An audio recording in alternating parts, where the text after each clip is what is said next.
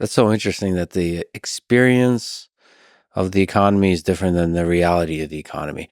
On the topic of corruption, I think the reality of corruption versus the perception of corruption is really important in a lot of these nations. You take Ukraine, for example, the perception of corruption has a big impact on the economy. You don't want to invest, you're very cautious as a business person.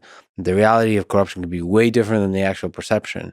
But if narratives take hold, it's a self-fulfilling prophecy that it has a big effect on the psychology of the people involved. It's interesting. Yeah, I mean, this goes back to Keynes's analysis of the Great Depression, right? If people won't invest, if they're spooked, if the investing classes are spooked, you could be in real trouble. And in some ways, this simple analysis of the problem and proposal of a solution was enough to restore eventually the path to economic prosperity, right? That's Franklin Roosevelt. Nothing to fear but fear itself. The sense of we know we have a future, we have optimism, then you believe in it. And to go back to like thinking about money, right?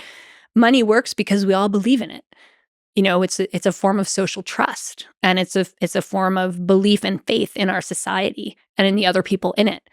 And when that breaks down, the money system will break down as well.